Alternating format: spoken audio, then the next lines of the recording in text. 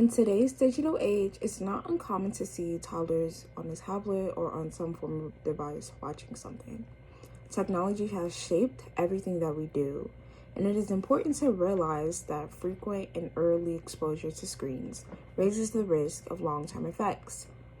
For many young children, screen time has shifted from occasional entertainment to now daily routine, often replacing their physical activity, their creativity, and social interaction.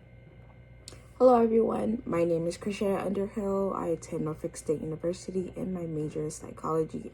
And today we will be talking about why it is important to be more aware of how effective excessive screen time can be for children.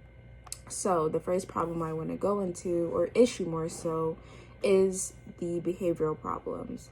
So studies show that children who spend too much time on screens often become more irritable.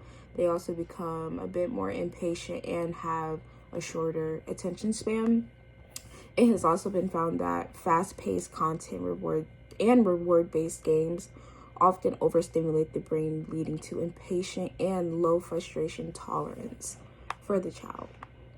Now, our next problem more so would be the social impact for the child. Screens take away real life interaction for the child, and instead of them playing with others, kids are more so glued to their devices, which can affect how the brain develops for their communication skills and how they develop empathy as well.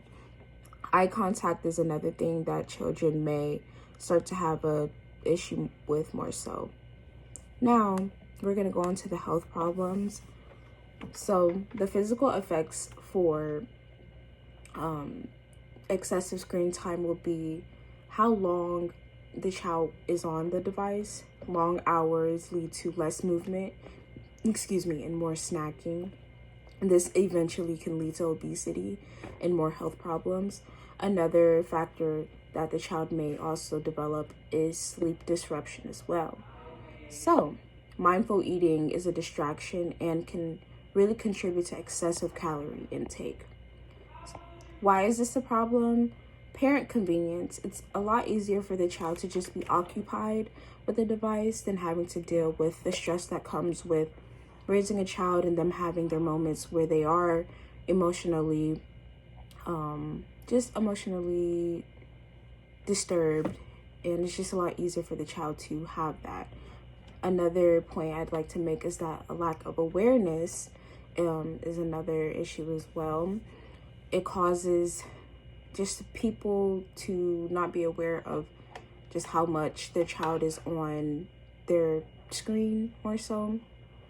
Some even think that it's educational for the child to have as much screen time, but depending on the app, that's not necessarily true, but it can still be harmful. Next is really the technology design. They think that tech itself in the app, if it is educational, that they'll be good, but that's not really the case as well. Even for adults, we also have a problem with our phones, so if it's bad for us, it's going to be worse for kids. So next, we're going to go into how we can solve this. So we can always set limits. First, we need to set our boundaries. Experts suggest that no screen time for under 2-year-olds is best, but at least like 1 or 2 hours is fine for the ages of 2 and 5.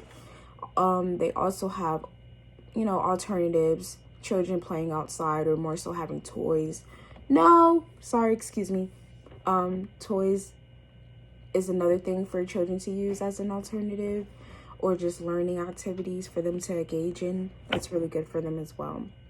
And finally, it's just really important for us to raise awareness and just spread the word to, our caregivers and educators to help understand how we can make better choices and keeping children entertained. So, to just finally give my last conclusion, it'll be a lot easier for a child to be handed over with the tablet than the long effects. I think that it is better if we were to encourage healthier and more balanced entertainment for the child.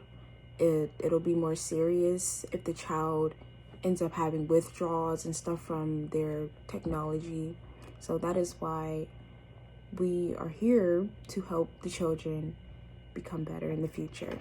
Thank you. Everyone have a good one. Bye.